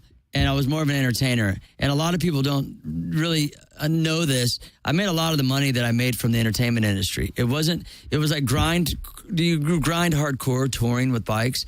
But when I got on television and started hosting television shows, I got more sponsors because I was getting logos out there. But I wasn't a puppet with like just putting a logo on because I was an authentic athlete, or a pro.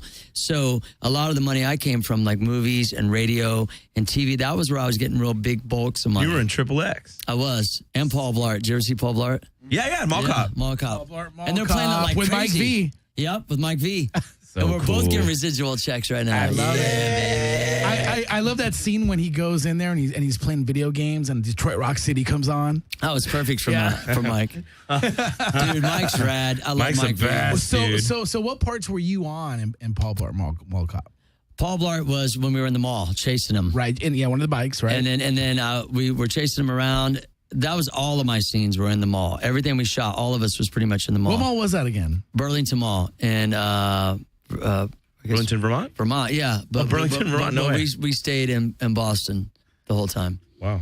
I was there like 6 weeks or 7 weeks. I don't know. That's crazy. But then I was in Rainforest Cafe where he took me out on a wire. I got taken out like a total bitch. Like, I just walked by, I'm looking around, he just grabs me and throws me and chokes me out. I'm like, really? What? I didn't get a gun or a knife or anything. That's like, it. I couldn't even like do some jiu-jitsu shit or something, dude. You know what I mean? Like, all this hardcore BMX just went right down the tubes, bro. Wah, wah, wah. But it paid me good. That's sick. What else was there? Like, I'm kidding. I was honored to do it. I'm just talking trash. You're stoked, man. You're stoked. I'm super stoked because on Nickelodeon like crazy right now. I'm going to get a check. That's amazing, man. It's going to go to spousal support. So next question.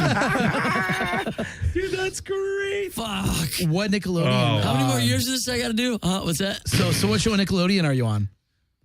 No, I'm not on a show. They're just showing Paul Blart a lot. They're showing Paul Blart. On Nick at Night. Then put it on Comedy Central, then put it back Right, on, right, put it on right. NBC. Yeah, let's go. Baby, come on, Keep it going, right? Yeah. Oh, if they do a second one, me and Mike got to be in it. Oh, you need to be in part 12. Yeah. I need to retire the bad guy and become actually the mall cop. Totally. We used to run from those dudes. And I told that in an interview, and then we were chasing one in the movie. It was kind of cool. Oh, it's totally like we go in the mall. Revenge. We'd be like, you guys ready to ride through the mall? And we'd ride through the mall. The brigade. How much fun was that, by the way? And then the dude, it was badass. Best. It was a real mall. That we rode through? Yeah. Yeah, in the movie, but I'm saying when we were kids. When you actually rode through the mall when you were kids? Yeah, that's where the arcade was. And we were like, hey, someone got a wild hair up there. I was like, hey, let's ride through the mall. And we're like, all of us are like, yeah, rad. And so we ride through the mall just to have security chases. We just wanted to get chased. What video game did you come Negative out in? attention. Huh? That's great. What video game did you come out in? Matt Hoffman 1 and 2 and Tony Hawk 3 and Tony Hawk American Wasteland. Dude. That's crazy. Yeah. No, 4 different video games, not one. Dude, I heard 4 games. Do you want to hear a rad story? Yeah, let's Yes, hear I it. do want to hear it. Yes, we do. Hey, let's get McRad. Okay, here's a rad story. McRad. Tony, Matt Hoffman 3 was going to come out. They sent out their contracts. Each year, each game went up. Each signing check went up. It tripled. So they send me my check. I get checks like that, dude. I don't care if it's for $25. I go straight to the bank. Yeah. Still to this day, I'm like, I'm putting that in the bank. I went to the bank right away. 3 days later, they call me and they go, hey, did you happen to cash your check? And I was like, yeah, man, thanks. I'm stoked in the game. They're like, well, consider that a bonus. And I was like, what do you mean? He goes, we're not doing the game. I'm like, well, I'm not giving the money back. I already cashed it. They're like, yeah, well, okay. What? It was only for about $30,000. Don't worry about it. Have a nice day. Oh, that's what I'm saying. That rules, So dude. next thing I know, half the dudes that are in the game are calling me, did you cash your check? Did you cash your check? I said, hell yeah, I cashed my check. I went right to the bank, bought a truck. No I did. way. I went to the bank. From the bank, I went and bought a truck. Then I gave it to my mom. Holla at your boy. That's awesome. Yeah. That's killer. I love it. And all the rest went to spousal support. Next question. That's fine, man. At least you're following through on your obligations. I know, dude. You know? I'm just trying to Nothing be wrong with that. You make fun of the situation, Yeah, too. no, that's awesome. Oh, yeah. That's awesome. Yeah. I don't have a problem with it. It's just money. Comes and goes. My thing is that if you have more bills, then make more money. Work less, make more. Work smarter, not Isn't harder. that how the rich people do it? They work less, they make Yeah, more? You you're work right. smarter, not harder. Right. So do they feel like a different way about money? Like, do they panic when they spend it or feel weird or feel guilty when they spend it? Or they're just like, it's okay to let it go to come back? I've been practicing that. So I Right. went to The art of Taquito letting Mas. go, Yeah, right? and I got extra cheese on my burrito. So I hope it comes back. Yo, you put double steak on that shit. Hey, so I wanted to come back. he rolled in with his bike, man. So what kind of That's setup do you what's got? up. On my Let's talk about the Yeah, bike. let's give the specs on that Okay, to all I- the listeners. Okay, I have a Diamondback frame, Ben Huckey signature model. Yeah. I have demolition forks and demolition bars and demolition pedals. And I have, what kind of grips I got? The grips, I'm trying to think here. I have Dicom brakes. I have a Rogue Status old school seat they collabed on, a Skyway Graphite Tough from 1988, holler at your boy, some pegs. I got profile cranks. What kind of sprocket? I forgot my sprocket. I got a really old rim on the back, but I got demolition pegs in the front and back. I run 4 pegs and brakes. Some dudes look down upon it, but I really don't care what they think. Because I started riding before you were born, before your dad was born. Love it. Love it. Don't tell me I can't have 4 pegs, you little 16-year-old. How about you? I'll tell you you're allowed to ride. Sit down and shut up. Next. And if a dude my age cowers down to a 16-year-old complaining about pegs, you are not a man yet. Yeah, sir. don't be anti. You're Yeah. still a little Just tell him, punk. don't worry about it. This 16-year-old told Don't me I worry had 4 about it. pegs and brakes. I'm going to cry. Shut up. I know. If you're a 44-year-old and a 16-year-old checking you at a skate park, Oh, they do it. But see, I've been riding. They try. Right. I've been riding 32 years. So do the math. I've probably been riding longer than him and his dad's been alive. You know what I mean? I'm like, if your dad had you when you're 20 and you're 18, I've been riding alive longer than you. Shut up. I'm breaking the mold of like, I ain't taking anybody's shit. I got a shadow chain too. I just got that. It's dope. Nice. It's a half link chain. It's dope, dude. So what's the skate park or the? I mean, I say skate park because It's okay. Yeah, we still do too. Yeah. So I grew up calling them skate parks. So what's your favorite park in LA? Period. So Man, there's so many, dude. So many skate parks. I find myself riding Santa Monica a lot, the Cove, because it has a combination more of like transition, spine. Bike riders like spines, you know, and they have a deep bowl and they have wedges too. So some of the parks are real small for bikes. They're kind of like real like watered down a little bit. Too confined. Well, it's cool to ride them, but sometimes it's like, you know, and some places don't let bikes, you know? Yeah. Which is whack, I'm always a punker. Yeah. I've been a punker and stuff forever. Like, when are you going to tell me I can and can't ride? But here's the reason why. Bike riders need to get together and become unified like skateboarding did. Skateboarders got them freaking skate parks. Skateboarders fought for what they have. They did. And the bike riders at times would trail along and go, oh, we need someone to save us. Oh, then when someone like me gets bigger in the sport, then everybody wants to attack you. No, they attack No, me. they don't support you. They didn't support me at all. They attacked me. You're like big this time. moving target, right? Because I was different. But that's the whole reason I started riding is different. But see, I had success. Cribs, this, that, the other. Right. And they go, oh, he's making all this money, but I'm doing 10 jobs, dude. You're doing tricks at home and you're not even competing. That's why you're succeeding, because you're doing so many things. You're like getting good in your little scene that no one else knows you and you think you're badass. Then step up your game to the X Games like I did. I did 9 of them or shut up. Bottom line. And it took me a long time because I got real hurt by my industry. I took it real personal because I was there from the beginning and I felt like it needed to show me more respect. Right. Bottom line. And so I kept my head up. This is all part of what led the beginning of what I went through for about 3 years. Okay. And the gradual like downward spiral things were going, but you would never see if you've seen me. No. But what was going on in my personal life and in the industry, I felt very isolated at one time because I got real big in the sport. I was doing a lot of big things, but it was offered to me because why? Because I'm good at what I do. And if you're good at what you do, I moved from Missouri, dude. I bust tables. I rode my bike to work. So I'm on cribs. I've earned it. But people don't know that. They only see on the outside and they go, that dude sucks. They think you disappeared there out of thin air. Right. And they do have bands too. Think about bands. Oh, totally. Like, dude, he's blowing up, man. What's the formula? What's the formula? Well, how about when okay, come on. You know what I mean? Let's talk about a band that people There's no magic formula. There's no science. It's just you get what you put in. Just be. Exactly. And Love can it. you be in the moment, truly? Yeah. Truly. It's hard to be sometimes. Do what you love, man. And you know what? A band that people would talk a lot of smack on was The Offspring when they blew up. They were around 12 years before they were 12 years and what, 4 records, 3 records? They put in time, man. They really did. They were in a van. They were a real band. They did it. I mean, they were around 12 years before they were on K-Rock. It's crazy. Aren't they playing coming And up? Dexter could sing his ass off, dude. He sings. They're great, and they're Dude's great. voice is so high. It is. Dude, it's crazy, right? But the thing is, it comes with, okay. Like, how do you sing that high? I can't sing that high. Me neither. Not even if you grab my balls, I can't sing that. Totally, dude. Here's the deal. I interviewed Vin Diesel a long time ago. This is an example, and I'm not taking it. It's on the same path. You guys were in a movie together. Right. He put me in the movie. Because I shit. interviewed him, and he liked me, and he wanted me in the movie. I had 0 acting skill, and I just went for it. Point is that he got rich. He's making $20 million a movie. All of a sudden, he's all of these bad things to people. It's all the things that people feel like they think they should be. It's jealousy.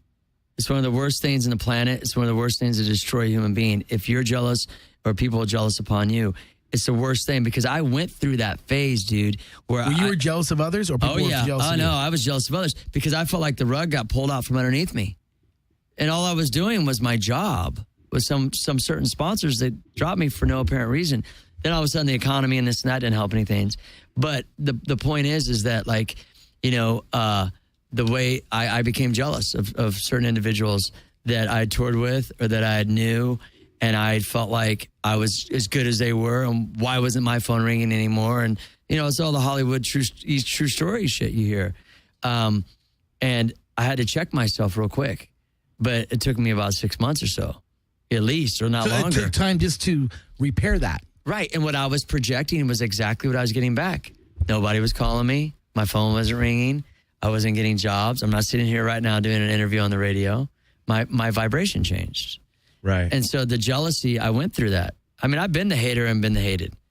I have. I'll tell you right now. Everything that I say is just out of experience of me, not about preachy about what you. Because I Instagram things and people go, preach, brother. I was like, I'm not a preacher, just a messenger. Like, I don't speak in a place for things I don't have experience in. So for me, I know that jealousy is one of the worst things in the world because it just eats your soul and it just gets worse and worse and worse. It gets worse and worse. And you then hang become on bitter to it. and you become like this and that. And I had to I seriously reprogrammed my whole everything. Like, because I know the bottom line is I needed my spirit back. Bottom line. And that person that got me where I was, not that person that I became. Not that I was a horrible person or anything, but it was just like, it's just sign of the times, the entertainment industry. You gotta do more than one thing, and handle biz. And the reason I brought that up is people hate people when they're famous. Right. or have success of some and sort. I like Vin Diesel. He never did anything wrong to me, but people probably go, he makes 20 grand a movie or 20 million a movie. He sucks. Like, whatever. When really, it's hard for people to be happy when they have so much I want less. everyone to make 20 million a movie, man. I'd be stoked for dudes, right? You know, I remember. I'd get everyone extra cheese at that point. Right? growing up. Extra cheese for everyone. Listen. Growing up, you know, I looked up to my uncle. He was this long hair shredder guitarist, and he would never give me the time of day. Right? Just a dick. Now, I'd be like, you know, teach me. He's like, no. and then I remember when I got an endorsement with ESP. Right. I had like 7 Lefty Vipers. That's so sick. This is like 2002. Yeah. When we're on that Warped Tour with on the Criterion stage. Yeah, I remember. And I remember like he came over to my house and I was like, dude, look, I got this endorsement with ESP. And he goes, oh. That's it? That was it. So He's so mad. $700 guitars. And he was just so bummed. I'm like, wow, dude, he's fucking bummed. It's hard for people, you know. And he lives at home with his mom and doesn't do shit. Oh, man. Well. But you know what? The deal is you get what you put out. Yeah. It's beyond karma. It's vibration, which is a lot more. And it's more deeper than work. So, real quick. Some people think that what we do isn't work, right? Like, trust me, I've dealt with that. Oh. Now, here's the deal. Is people think that you have to work a shitty job to like barely get by and then your reward is work. Therefore, that's work. Right. But as artists, they get it twisted because they don't, it's easy for you and this and that. And it's very hard for people not to be jealous because they're putting in all this work and they're doing something they don't like to get little money. Because that's what society tells you. Work hard, do something you don't like to do, and then you get your reward. You're making a living. Right. And people fall for that and into that, you know. And people that are artists and things that we do, they get jealous on a daily. You got to be careful how you say things and who you say it to. And shit sucks. Because sometimes you're like, especially if you're in a relationship, you have to detune it. Oh, man, I'm going to go to Australia for 2 weeks, and no way, we're going to play music and party and shit. What are you going to say to her? And she's going to be like, oh, you got to be like, oh, I don't really want to go. And then if you downplay it, it's like, well, why are you downplaying it? You know what I mean? Like, I'll tell you make what. up your mind. I'll tell you what. Like, you got to be careful. I totally understand that because, you know, we've all toured forever. And I know I saw you on Warped Tour, dude. I was there in 2002. So rad. We were all there. I did 14 of those tours. Keep going. But the thing is, you know, you do have all these great times. You have all this crazy stuff. But when you're on the phone with somebody calling home, you know, calling the girl, like, you're not going to talk about all the shitty stuff. You're excited. Hey, I want to share this with you. Hey, check it out. We did this and this and this. Then I met so-and-so and we drank like fucking 40 beers. But you don't talk about, and then I was totally sick the next day. It was fucking freezing. I was in the snow. I caught a cold. I lost my voice. And I drove 24 hours to get to the show. You leave that out. Right. But then, you know what I mean? Yeah, you leave those things out. Balance. But then when you talk about too much stoked shit, they're just like, well, fuck this motherfucker. He's out there fucking doing it. She doesn't know that you did that 20-hour drive to get to the fucking show. Well, this motherfucker's just drinking 20 fucking beers a night. What the fuck did it? You know what I mean? You know what I mean? So you have to leave out so then the conversation turns into, what's going on? Nothing. Yeah. It was okay. So cool. Shows, whatever. Yeah. You know what I mean? Like, are there girls there? Yeah, oh, no, I didn't really hang out. No, I'm in an all-male Warped Tour right now. Yeah, exactly. All-male Warped Tour. 40 and up. Sold out Australian all-male Yeah. 40 and up, all-male Warped Tour. I'm not coming home. My band is on the Blue Oyster Bar stage. Remember the Blue Oyster Bar? The Blue Oyster Bar stage. I'm playing the Anvil stage later. Great, dude. No, but you got to find a balance. If you get too negative and say, everything sucks, it's like, well, what do you do? If You get can be too here with happy, me. it's like, I'm just better off just to be single at this point in my life. I got kids. I'm over it. I'm focused like a Jedi, Dro. I'm telling you. I love it because you're saying you used the word detune yourself. Like, like it took 6 months to kind of step back and retune yourself. Oh, if not longer. Oh, yeah. And then it was be like, you know, and people would know me. They knew. My good buddies knew. Because it's a pattern. Negativity. Sorry for spitting, dude. That happens. Negativity is such a pattern. It becomes a habit. Right. But it's like if you could be negative about something so easily, why is it so hard to be positive about something so easily? Does that mean that means work or whatever? It's actually less work. to be positive than it is negative. Right. Like I Work wrote this smarter, thing. not harder. Yeah, and I wrote this thing that said, your negativity is a waste of your own time. Because at the end of the day, all the hate stuff online and stuff, you guys are wasting your own time. You could be writing a song. You could be learning a trick. You could be doing something special for your chick, your dude, or whatever. But you're going to take the time to read something, to put it online, just anything. It's a waste of your own time. So when you look at like, I'm kind of going everywhere, but when you look at like haters that do that stuff, I'm sure we've all faced that. It's like, it's funny because they're wasting their own time. Completely. Like, don't you have anything else to do? That's wow. weird, right? And they're not the and you're not the only one they're doing it to. Right. They're going to do it to 50 other people. So they just spend 2 hours of just negative thoughts. And Dude, then they wonder why I feel nothing, bad for them. Well, then they wonder why nothing positive is happening to them because what you're sending out is negative. Yeah. Jealousy, negative, and then go, well, it didn't happen for me. Well, trust me, I went through it. I did all that. I did it. I didn't go online and talk shit or anything, but I mean, in my Those mind. thoughts. In my mind, I was you- like, I was in Par Blart, bitch. We become. I did cribs. What? We become our thoughts. We do. We become our thoughts. So if I think right now I'm going to become a pineapple, watch. Bing. No, you do though. I'm kidding, but you do. You become your thoughts. Yeah. You do. And when shit goes wrong and you keep replaying things in your head, like when someone says something that rubbed you the wrong way, you keep replaying that in your head. It just looms over you. Yeah. And it brings your frequency down. It's just like this little black cloud, and then like people could sense it. Yeah. Like this dude's like tripping. Yeah. Well, the last time I was rubbed the wrong way, I kicked her out. No. Told her she's gotta leave. No, I was kidding. No, but it's true. And my song, You're Already There, the video we're doing. Yeah, let's talk about that video. No, I was all hooked on it. No, I really like the first video. It goes negative thoughts, get negative results. Negative thoughts equal negative results. So we're talking about this. That's what that song's about. It's a positive vibration. But I didn't know I wrote it in a positive vibration. I was just writing what I felt at the time. Great. I wasn't in the frame of mind I am now. And the crazy thing is I started to look at all my tattoos and the songs I write, and I wasn't living it.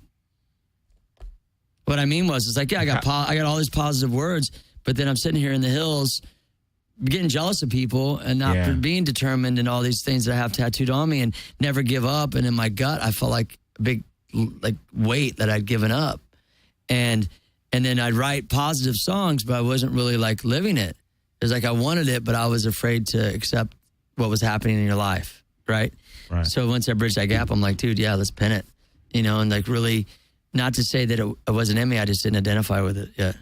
Does that make sense? Absolutely. Complete sense. Because some tattoos I got tattooed on me, I felt like I had to learn the hard way with certain things, like respect. I used to be super bad at the mouth. I'll tell you what. Super bad. Oh, yeah. I wish someone would have smacked me as a kid. I really do. Like, I never got spanked for anything. I was a little smart ass. I got in a lot of trouble because of it on the street. A lot of situations where someone would have just spanked my ass a few times. I was, okay, I get it. Wow. But at the time, I didn't have that father figure there to do that. Right. So I just could, figure I could whatever I want and not think and react. And then that leads to like, a whole nother. So now that I have children, I tell them, okay, you have anger. It's okay. It's how you use it, dude. Like to tell them like. Channel it into something positive. Yeah. And let them know like, I discipline my kids to the level that's appropriate for them to understand that like, have I spanked them before? A couple times, but not many. I didn't have to do it much. You're good kids. Oh, no, you just a couple times, they'll never do it again. Then they know what spanking is, and then they just don't, That's how it works for me. And my kids are very cool, but I wish I would have had that as a kid. Because I just kept getting in trouble over and over and over again. I like the way we talk. But that's why you're a good dad. I'm a great dad, You yeah. want to give them what you didn't have. Yeah, exactly. But I ain't giving them my money. Screw that, dude. That money's mine, baby. You better be careful if you have kids, dude, because you got that kid look in you right now. Oh, I don't have kids. I don't have kids. Okay. No, You I'm have not. kids. I don't. You have kids, right? No, I don't. Oh, okay. They had 5 or 6 kids. Yeah, right. You'll have them one day. You'll see what I'm talking about. Maybe, maybe not. Hey, you never know. They're sweet. They're good write-offs. Dude, that's amazing. What did I say? I just came out. Sorry. Forgive me. That's great. The wife was too, but I can't write her off anymore. Oh. I kind of can. I like to joke about it. I like to joke about it. You got to have a good sense of humor about Let's things. put the camera on Adam. Oh, hey, Adam. Hey, Hey, Adam. Rick. Huh? Before I forget, What? we need to let people know if they want to talk to Rick, they can call in. Well, they got a few minutes to do so. Oh, yeah, we get to But you know what? call in. But you know what? What time is it? It's already 11? Yeah, we got 3 minutes. What? Ain't nobody calling in to talk to me. Oh, my God. That is so crazy. That went by fast. Mm-hmm. You know what? This is a good episode, man. We talked about things we like. I love it. When it just gets going, dude, and we get deep into the flow. Like, I'm glad nobody this episode called blew in, me dude. away. This episode blew me away. Oh, you know, yeah. It's really cool. It's We like don't No, know I think it's vibrations good. and I like everything, this better. Because I'm going to tell somebody to go, what? You talking to me? No, I like to talk about everything. Life, period, point blank. It's all good. Hey, well, we only have a couple minutes left, so plug any gigs you have, anything you have coming up, events, anything Australia you're working Warped on. Tour. I'm sorry, Australia Tour Hits and Pits. Whoa, UK he's on that? tour. I'm on Hits and Pits. And what in November? In May. I'm doing that. Not the one. I wish I was on that with you so bad. I wish I was too, dude. And then I got this thing called Summer Meltdown coming up. I'm opening it up for Modest Yahoo, direct support. Hollis What? Boy. C-List is there. Cisco Wow. Adler, Dirty Heads. It's like 40 bands at Santa Clarita Skate Park. I'm going to ride and play. With Modest Yahoo? Yeah. I don't No know if he's way. going to That's ride, epic. but I'm going to play, yeah. And then music video, writing. Yes. I host for Soul and TV. I do serious radio voiceovers. Yep. I'm hustling kids, being a good dad, doing the right thing. You know what I mean? You're like Keep it Larry H. positive. Parker. I am, dude. Keeping it positive. Larry H. Parker of BMX World. Yeah, ladies and gentlemen, just get on your bike. Pegs or no pegs. It's 4 okay. pigs.